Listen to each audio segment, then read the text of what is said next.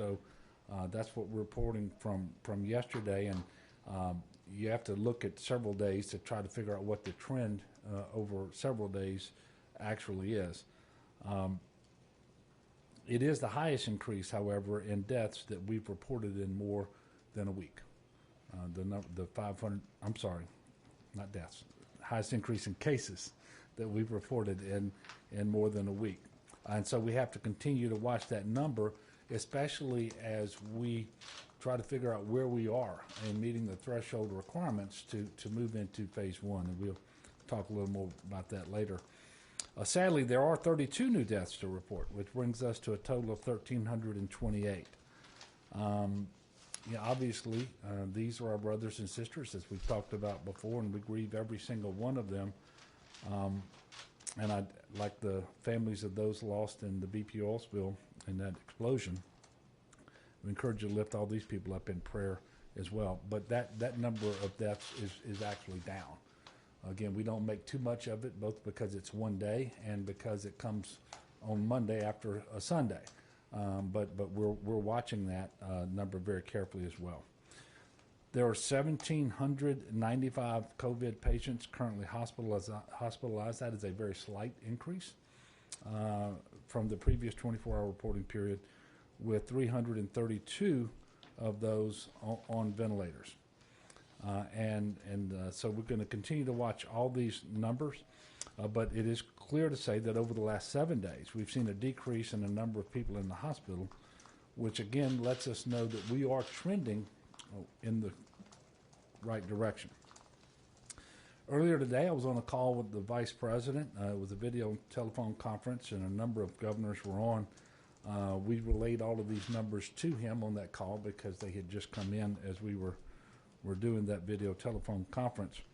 The conference call this morning was focused almost exclusively on testing and the important role that testing is going to play going forward, both diagnostic testing and the antibody testing. And so that's what you're going to hear a lot of discussion about at the national and state level going forward, and you're going to hear me talking about that over the coming days and weeks.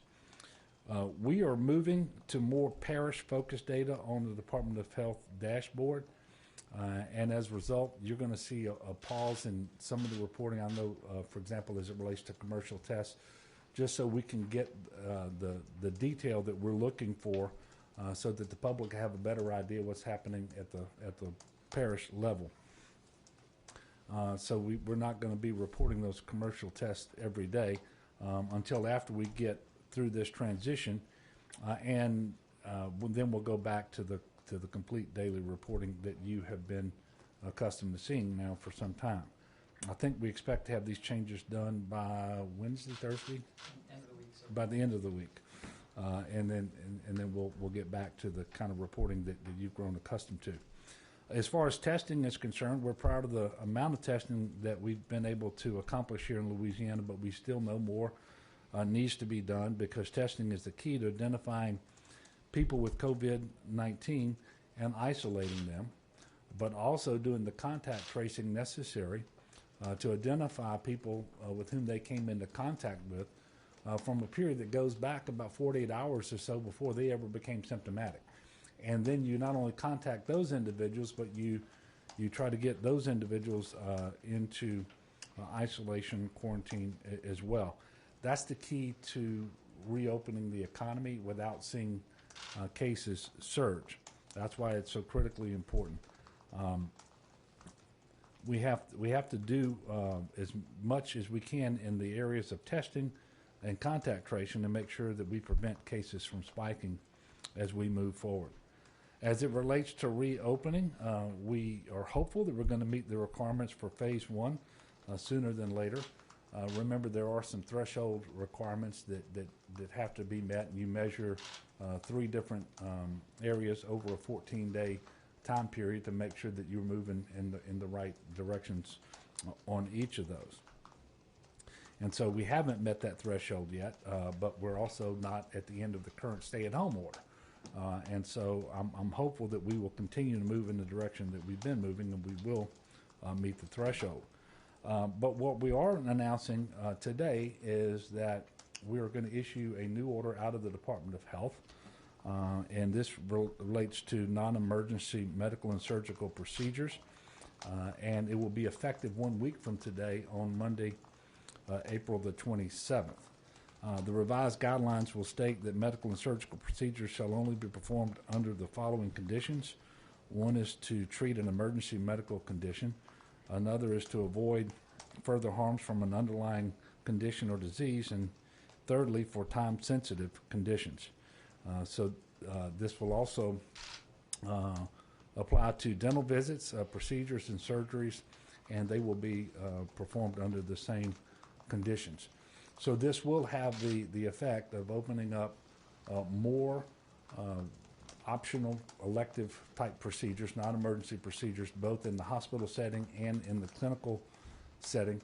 As we told you last week, it was our intention to do, because we believe we need to allow people to resume going to the doctor for things that may not be an emergency, or at least not at first, but if you don't allow them to get treatment, then at some point many of those things will become acute and emergencies. So we want to make sure that we do that, and we do that in a way that's safe and that still controls the spread of COVID-19 and so forth. So before facilities can perform any of these procedures, each is going to have a plan in place to monitor for COVID-19 symptoms, to test if possible the individuals coming in, to ensure adequate physical distancing between patients. They're going to have a minimum of 5-day supply of PPE available to them, and then they'll have to follow additional guidance that will be outlined in the order. If telemedicine can be performed for that particular visit, we're going to continue to encourage that they do those visits by telehealth. Again, we're still trying to minimize social contact and eliminate unnecessary travel in order to reduce the spread. I would remind everybody that there are 10 days left in the President's 30-day period to stop the spread. There are also 10 days left in my order with respect to staying at home. It is critically important that we continue to comply with that order, that we continue to maintain our physical distancing when you do get out of the home, at least 6 feet between you and others. And if you're going to be in close proximity to others, wear a mask. That is a CDC recommendation. Also want to make sure that you follow proper hygiene practices as well. I am now going to turn it over to Dr. Phillips, but before I do so, I want to thank Steve Russo because he was the acting secretary of the Department of Health for some period of time, and although it wasn't that long, it was very eventful and very challenging, and Steve Russo did a great job as the secretary of the Department of Health, again under very difficult circumstances. But we as a state are very privileged and blessed to have Dr. Courtney Phillips, who is now the Secretary of Health. She's here for her first briefing today, and then she'll come up and have some prepared remarks. I would ask that if you have questions for her about the Department of Health, that you raise those while she's up here at the podium, and then I'll come back. We'll take a couple of questions from the public, and then I'll get to your questions as well. Dr. Phillips? Thank you, Governor. It is definitely an unprecedented time for me to join the agency, but I must admit that I'm extremely grateful and respectful for this opportunity to join LDH. It's the first time in a long time that I'm able to say that I'm here to serve my home state, and it's just wonderful to be here. And I know that this is a trying time for all of us. It's a very different time. We don't know what's ahead of us, but I must say that the leadership the governor and his extended team has provided should give comfort to our area. We know that the department is committed to serving and putting forth the effort needed to make sure our state is safe. The work that LDH has done, we are committed to continuing to do that work. The information that we're putting out, we're trying to put out as quickly as possible. As the governor said, we want to continue to refine those efforts and that information. And so at some point, we do have to take a hold and continue to refine that information. But we want to make sure we're getting out the word as quickly as possible so you all understand where we are and where we're headed. One of the new features that you'll see on the LDH website on that dashboard is a heat map. and that'll show what cases have been reported to us by census tract information. So it allows the public to be interactive so they understand where cases are being reported to us. It also gives the department an opportunity to understand where we may need more testing, particularly by those census tract areas. As the governor said, today he announced a lifting of time-sensitive procedures. And it's important for us to understand this and to move forward to get the services that individuals need. But the public also must recognize this is not a lifting of everything. And so in order for us to be successful as a state, it's not just dependent on us here today, but it's for everyone. So this is a time that the public can also serve as a public servant and do their part in terms of keeping us all safe. One of the things that brings me to Louisiana and back and being excited is that I know who we are as a state. We are resilient, we know how to rise up, and we know how to band together. And so this is a time for us to band together and keep one another safe by following the governor's orders. The success that we have seen thus far in terms of us flattening the curve is because of each one of you. And we ask that you continue those efforts and following the governor's orders. Each day he lets you know where we are, what we're doing, what we need to continue to do to keep each other safe. And that is relying upon us to do our part. And so thank you to all the healthcare workers who are serving us, those store and warehouse workers who continue to provide the necessary goods, but also to each of you who has followed the governor's orders, has done your part to keep us successful. And we want to keep on that strive. As we continue to lift things, we want to make sure that people are following those orders. Again, our success as a state is dependent upon each one of us, and we ask that you continue to do your part. So thank you for the opportunity to serve Louisiana and allowing me to be here. Thank you, Governor. Do I have any questions for Secretary Phillips? Can you explain exactly what the order for non-elective medical procedures does and does not allow? Yes, I'm going to ask Dr. Guidry to come up to do that. There are many medical procedures that have been postponed, that medical professionals have chosen to postpone to get us through this curve that we're working on.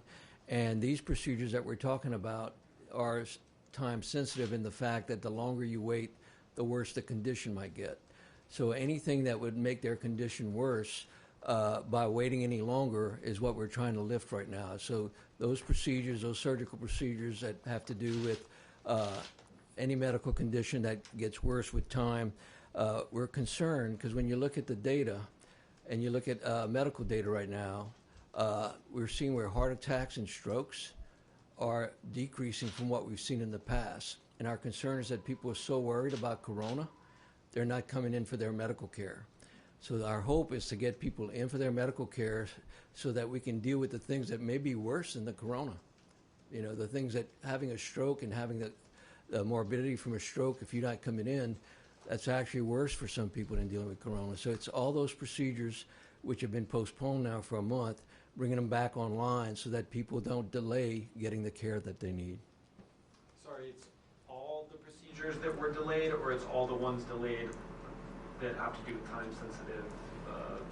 All procedures which are considered time-sensitive, and the medical professionals who do this every day will decide what are those procedures and who are those patients that need to come in, and they'll be contacting them and scheduling those procedures. So each specialty will decide what are those things that can no longer wait that need to happen now. And we also are saying that anything that can continue to be postponed without putting the patient at risk should also continue to be postponed. Can you give just a few examples, Dr. Guidry, of what time that you're talking about? Right now, when you talk about doing outpatient surgery or inpatient surgery, it depends on, are they putting off getting some kind of ENT work? So you can start thinking, is there some lump or bump that needs to be removed to decide if it's cancer? Putting it off longer means that cancer, if it is cancer, is having an opportunity to grow. So any procedure that is diagnostic or actually makes your condition better, so that could be ENT surgery, that could be thyroid surgery, that could be heart surgery, all those things that we've delayed now for 30 days. If the patient's condition is getting worse, we need to get them in and get those procedures done. Including, I think the governor mentioned some dental procedures. Dental as well. When you think about dental, it's certainly something that people say, well, what's critical? When you're fixing cavities and you're doing things to teeth that keep infection out, abscess, root canal, you're fighting infection. If you let that go on for too long, that infection is actually close to your brain. So you have to worry about those infections spreading to areas which are worse in your bloodstream, in your brain. So literally getting those procedures done that prevent from getting worse, because what worse means is a poorer outcome. So which is worse, the risk of getting corona? Well, we can do things to mitigate that risk. We can take temperatures. We can do things to keep people from congregating in waiting offices. So there are things we can do to mitigate that risk, at the same time removing the risk from the things that they're correcting. How does this affect abortion clinics? That is a question which, at this point, we're still evaluating, and it's a question of that's a surgery for some folks that can be life-threatening, and some folks is elective. So that is not a question that's easily answered, and it has to do with medical and philosophical. From a medical perspective, there's a timeline when you can do these without putting the mother at risk, but there's also an argument about what's the age of the fetus and what does that mean for the fetus. And that's not an argument that medical professionals tend to get into, but at the same time, those procedures can be considered time sensitive. So some abortions are still allowed if they have to do with the life of the mother, you're saying? At this point, the abortions that are being looked at by those professionals that do them, it would be decided whether it's time sensitive or not. So time sensitive could mean you're approaching the law, the time where it's illegal to have a certain time within the pregnancy. Correct. When you talk about time sensitive, there's a legal time when you can do it, when an abortion can occur, and from a medical perspective. So from a medical perspective, that it's time sensitive. Once you pass that date, you can't do that. It's illegal. A question for the secretary. Are you looking at LDH of hiring more people to do the contact tracing that you're talking about? I mean, it seems like you would need an army of workers to do the level of detailed work that goes into that kind of tracing. So is that something where you're Yeah, gonna we hire are them? exploring that right now. We're looking at what level of staff, contract staff, what staff do we have internally, and looking at multiple levels, not just the epi level, but what's that middle level. Also, could the possibility of using call center workers. So we are exploring that possibility right now, and we'll be presenting a plan to the governor later this week. Has anybody been hired now to do that work, or have people been repurposed to do that work? We have had people that have been repurposed currently on the team. We do that work. We just have not done it to the level that's needed based on this particular pandemic, and that's what we're gearing up for. We are not to where we need to be. No state is, and that's what we're working towards. How many of those people do we need? What was the number? 700. And how many do we have right now? About 70. 70. I know that this may be for you, Ram. We're talking about a lot of surgeries that would make their condition worse. Are we talking about anything like dermatologists or like plastic surgeons? How are you going to kind of differentiate between what exactly is an essential kind of surgery, possibly? So the guidance is from CMS, from the federal government, and from us to let the professionals decide what are those things that cannot be postponed. You might think of removal of a bump in dermatology as non-essential, and it's elective. But if that's a cancerous growth, that's not elective. I think that the confusion is what is elective. Most people would not elect to have surgery. They usually have it for a purpose. It's usually to diagnose something, to remove something. And so literally you're leaving the medical professionals to decide, can I put this off? Is it worth bringing somebody in for a procedure, or should I put it off? And each professional has to make that decision, what's best for the patient. For the government. Yes, sir. Oil and gas have tumbled today, and there are warnings that some people may actually halt operations in the oil and gas industry. What is your response to that? Well, look, we're monitoring that very carefully, as is the rest of the country and the federal government as well. Obviously, an unwelcome sign at $20 a barrel, oil wasn't high enough to really do a lot for our economy anyway.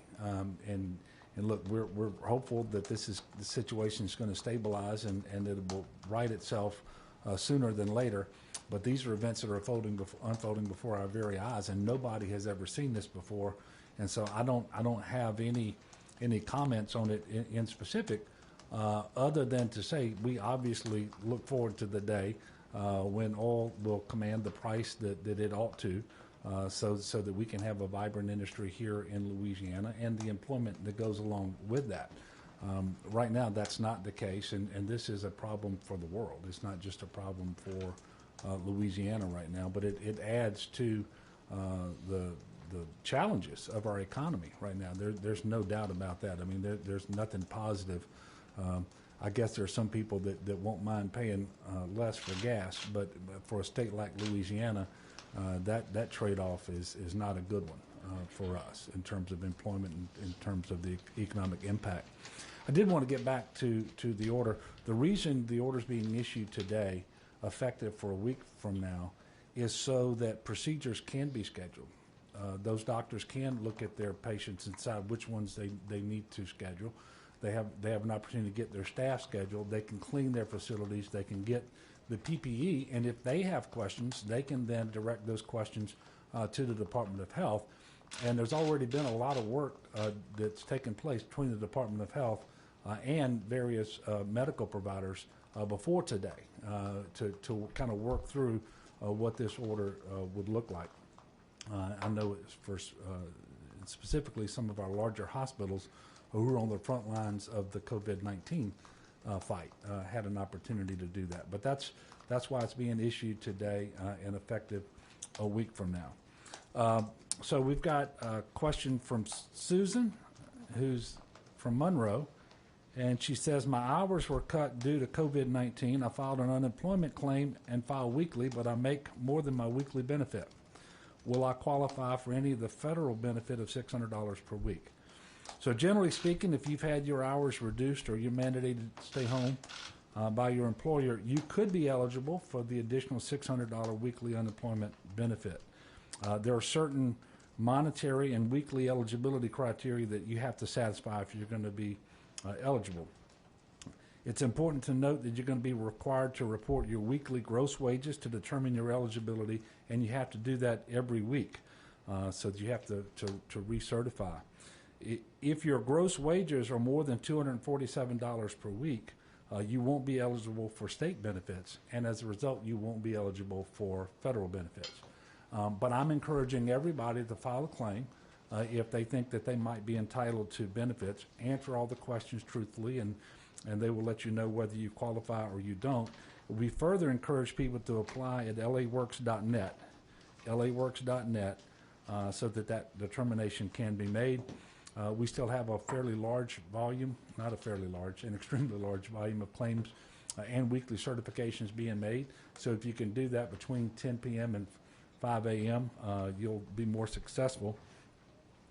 Chelsea and Hammond asked, when will other areas of the state get drive-through testing? That's a great question, and of course it's not as easy to stand those up as one might think. But we know how important testing is to beating this virus, and we've made tremendous strides here in the state with respect to drive-through testing. In fact, 3 of the first sites anywhere in the country were in Louisiana, 2 in New Orleans, 1 in Jefferson. Those were sponsored by the federal government. We executed them, and then the federal government withdrew, except FEMA continues to work on resupply, but those are now state-run. One of which remains in Jefferson Parish at the Lario Center. The other 2 were relocated to the river parishes because we had hot spots there. But drive-through testing is important. We're trying to expand the capacity there. We're working with private providers like Walmart and Walgreens in order to do that. However, it is still true that the vast majority of testing in Louisiana continues to happen in fixed facilities where individuals go inside in order to be tested. Now, we continue to explore all options to expand testing across the state because, as I mentioned earlier, that's going to be key to making sure we're able to monitor the state and keep a lid on the cases and that they don't spike. And it also informs our decisions with respect to the contact tracing that is so critically important too. We keep a current list of all testing sites on the LDH website, so ldh.la.gov. ldh.la.gov is where people should go in order to take a look at that. So with that, I will take your questions. Greg.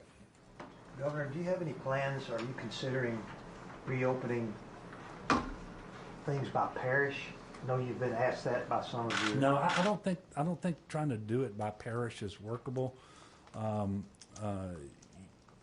guess if you could potentially do things by region, but that's really not the direction that I'm intending to go right now.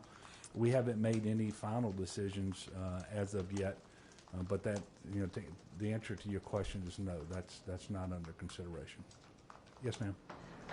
There were several southern governors that had a regional conference call over the weekend in Alabama, Georgia, South Carolina, Florida, Tennessee, Mississippi. Were you invited on that call, and have you reached out to them if you weren't invited on that call to discuss things with them?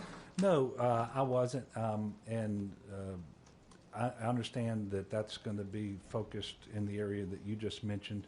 Won't come as far west as Louisiana. I don't think it goes into North Carolina either, as I understand it. So it's not a call that I was invited to, or even aware of until earlier today. Do you think that that's a partisan decision, because it seems like the governors who were left out were Democrats? No, I guess I choose not to think it's that, because those are all contiguous states, and you're not going to get all 50 states to participate in a regional decision about reopening, and at some point you have to have a stop to that regional effort, and they chose to go as far as Mississippi. That's fine with me. Yes, sir. Governor, you've indicated a couple times that we could meet the 14-day downward trajectory threshold by May 1st. Mm-hmm. Could you talk about what specifically, are we looking at just cases, or are we looking at hospitalizations and other indicators too? And also, assuming we do meet that, are we going to have enough testing capabilities, contact tracers, these other resources to in fact open? Yeah, so those are great questions. And there are three different things that we're watching for to try to, and measuring over 14-day windows to make sure that we're on the proper trajectory on each one. And by the way, we don't believe that every single day you have to have a number that is better than the preceding day, but you have to be on, generally speaking, on a positive trend. The trajectory has to be good over the 14 days. One has to do with symptoms, and I think they call this syndromic. And I have to look at Alex every now and then, because I get a little confused on this. But you have to have a 14 days of a downward trajectory on people reporting symptoms that are similar to COVID-19. Then you got to have a 14-day period of actual cases that are trending in the right direction, and then you've got to have 14 days. And when I say it's all in the same 14-day period. It's not over 42 days, and then you got to look at hospitalization capacity. So you got to look at your trend lines on all of those areas. We don't have, as I stand here and speak to you, 14 days where we meet the criteria, but we are trending well over the last week or so to get there, and I think we likely will if people continue to stay at home and practice their social distancing and their hygiene, and we continue to slow the spread and so forth, then we're likely to get there.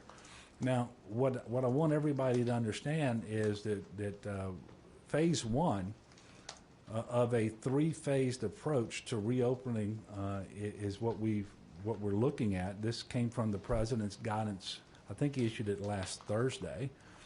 We had an opportunity to have a long conference call with them about it and so forth. But that phase one is not reopening the economy like flipping a light switch. And so we have to look at what that looks like, how many more people will be brought in contact with others, what we think what might happen with cases, and then what amount of testing we have to have in place at that point in order to make that happen. We're still going through that evaluation, and we haven't made any decisions. It is my expectation that several days ahead of May the 1st, you're going to have me walk you all through what's going to happen on May the 1st. I'm just not there yet. Like every governor that I know anything about, I am I very much desire to begin to reopen our economy. You know, we didn't close it all down, obviously. There were a lot of businesses that were deemed essential and a lot of workers that were deemed essential and so forth. But there are a lot of small businesses out there and some that are not so small that have been closed. A lot of workers are at home. I want to reopen the economy as safe as we can, as quickly as we can do that, and protect public safety and save lives all at the same time. The testing is going to be a key component of that. And so we haven't made any determinations. But I want to do it obviously sooner than later, but striking the right balance. And that's about as definitive as I can be today. And Leo's about to ask me another question to get around and see if I get more specific. Leo? Well, those pesky Harvard people are back at it. They came out with a study over the weekend that said that we're nowhere close to testing appropriately. We were testing about 150,000 people a day when the number should be closer to 500,000 to 700,000 a day, which is an impossible number. If we had the test and could do that, I'm sure we could. They did give Louisiana high marks in that we test 124 out of 100,000 people a day, only second behind Rhode Island. In comparison to Texas, which is only testing 27 people a day for 100,000. So they might be operating under what we don't know will hurt us operation.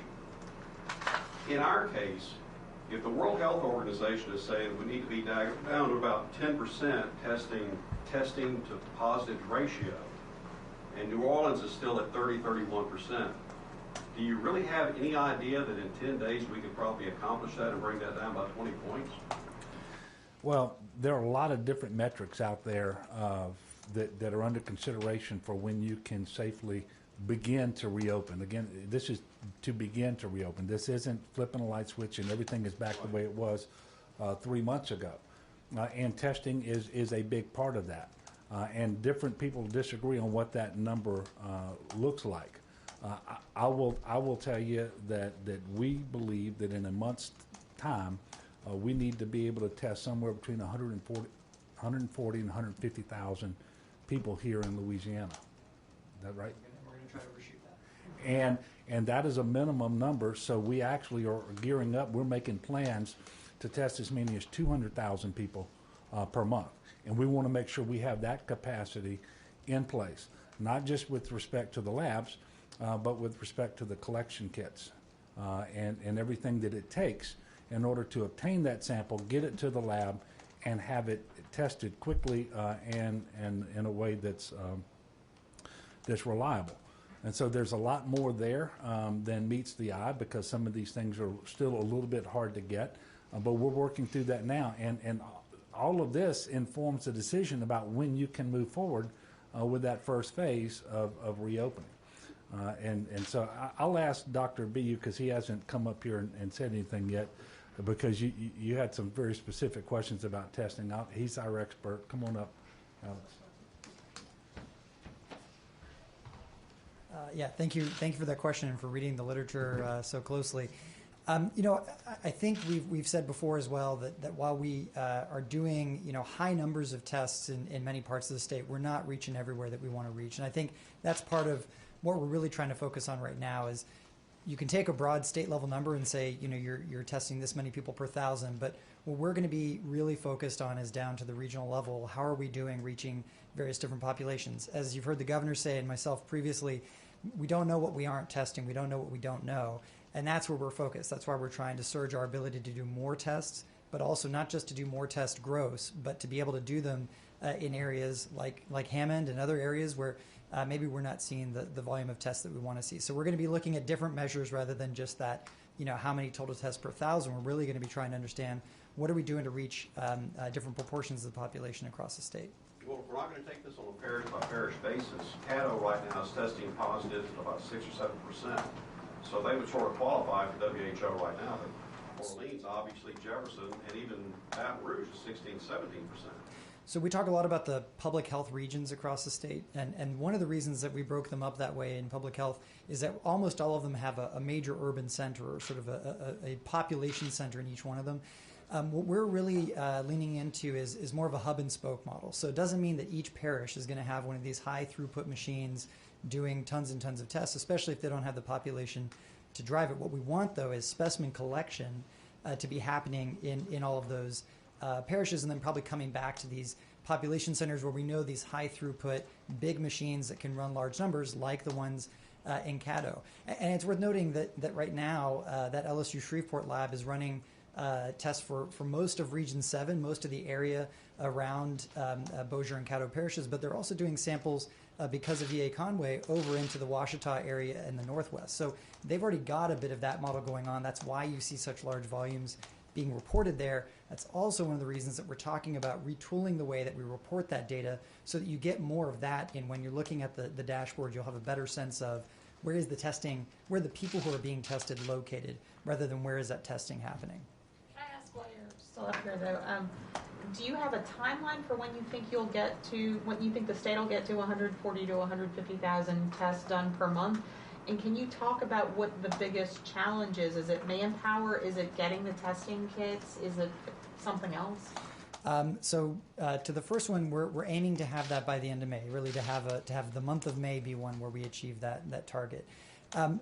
It's a moving target on what's the problem, and I'll note that that's been true since the beginning. Right? Initially it was CDC testing, getting those to the labs. Then could we validate them, and so on. Right now, one of the major limitations has been those specimen collection swabs. We've been using a variety of different swabs, and we're actually coordinating, again, across labs across the state to think of different ways that we can get different swabs, including the team up in Shreveport 3D printing swabs. And then can we validate those as a way to be able to access it? There's also the transport media. You've heard a lot about that in the news. That's the liquid, that little pink liquid that you see the swabs go into. Fortunately, we've had 2 labs in the state start to produce their own, including the LSU Vet School lab here, and we're looking to expand that. And then there's all the different reagents, the components that the various testing machines we have need to be able to process that test. There we've seen the federal government and private sector really put a lot of push into getting those components ramped up, and so we're hoping that right now that's not a bottleneck for us and that it won't be one in the future. But that first step, getting that specimen from somebody, is one of our major limitations. And manpower-wise, is that been a challenge, or you'll find on that front? I think we've been able to leverage. Keep in mind, we've seen lower visitation to our community health centers. We have one of the largest, nation's largest networks of federally qualified health centers. And so all of those clinics, as we've reached out in the Florida, or rather in the river parishes or in the Northwest, to ask where can we do community-based testing, it's usually those federally qualified health centers that have stood up and said, we're ready to we serve this community 365 days a year. This is a way for us to serve. So person power doesn't seem to be a problem right now. Yes, sir. Question for the governor. Actually, to the first one, is this the elective surgeries? Will this is this going to kind of start the transition to that new kind of executive order that you're going to be signing soon, where possibly we could see maybe gyms or possibly salons and nail places? Could those start to come out, begin to open up starting in May, something like that? That's the first question. Then, are we doing a good enough job at staying home and not making non-essential trips? Well, the second one I'll take first.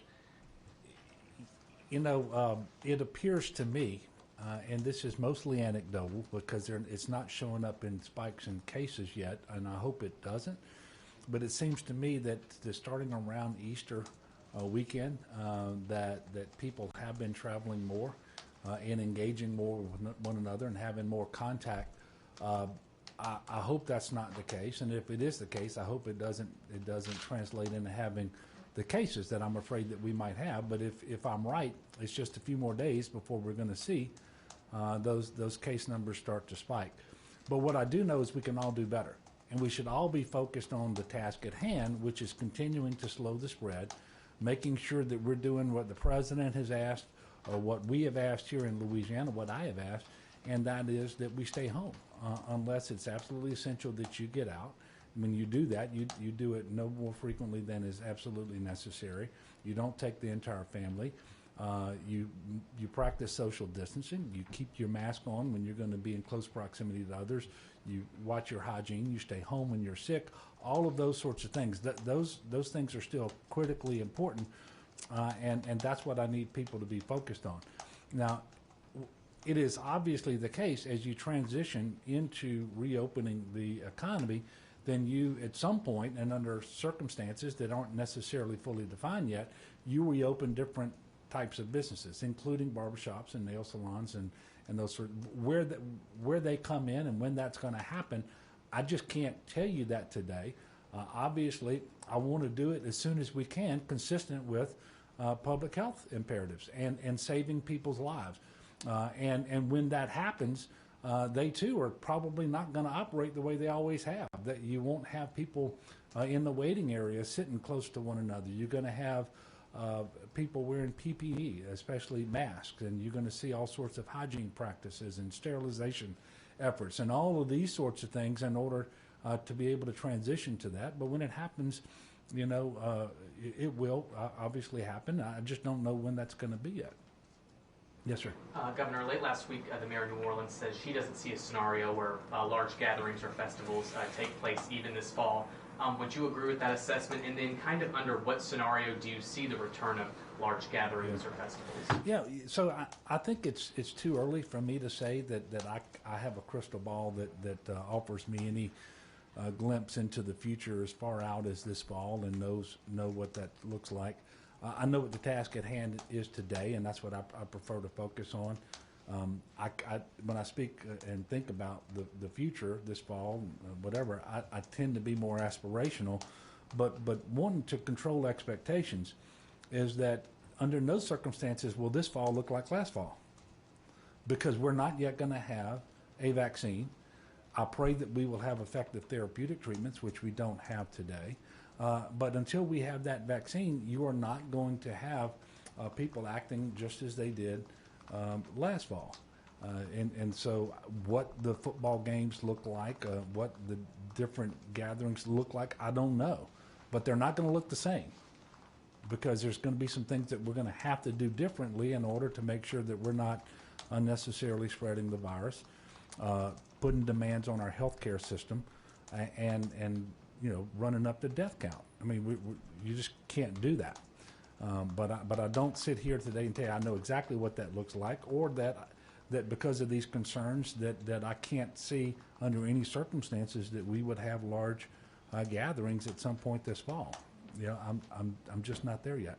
Last one. Governor, there's been a national outcry over nursing home deaths that has spiked in recent days, and some states have reversed their policies and started naming these nursing homes. Is your administration going to name the nursing homes now that we're nearing half of all nursing homes having coronavirus there? I don't know. I don't know. It wouldn't be our recommendation to change it. And Jeff, you've been patient back there. I don't think I've called on you today. Has your Resilient Louisiana Commission met yet? Any idea on when they might be? I know that we have had some phone calls. I mean, we just named it last week, right? Right. At the end of last week. And so I know that there have been preparatory phone calls. We've done that. I'm expecting to have a phone call with them later this week to personally give them my charge as to what I want them working on and over what time frame, and then reporting back to us so that we can have the most deliberate, best plan possible for re-engaging all the sectors of our economy and getting everybody back to work and all of our businesses back open as soon as we possibly can, while we continue to promote public health and stop the spread of this virus. Now, so I will be having that call. And by the way, when you say meet, this is part of the new normal too.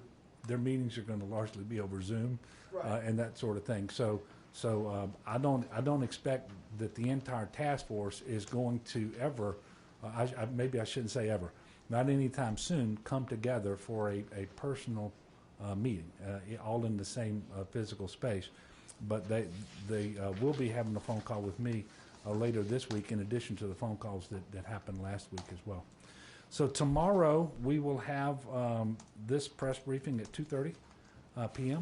And again, I want to thank all of you for being here. And I urge the media folks in the room and the people at home, don't get so distracted about what or might not happen, might or might not happen a month from now, 6 months from now, that you lose sight of what the task is right now. And that is to continue to slow the spread, keep us on this trajectory, because if we don't do that, we don't get to phase one. You know, we've got to do what we have to do to slow the spread, save lives, practice social distancing and good hygiene, and let's work together. Let's continue to be focused. Let's continue to be patient. Let's do what is required of us. We obviously know it works. A little over a month ago, we were here telling you that we had the fastest case growth in the world of COVID-19. And for the last week, we've been telling you that we're trending in a good direction, and so forth. So we know this works. We have to continue to practice it, and then we're going to make it through this just as quickly as we can, but not quick, and in the best possible shape. That's what's going to happen. And I know the people of Louisiana are resilient people, and so forth, but we got to get through this together, and I assure you that we will. Thank you.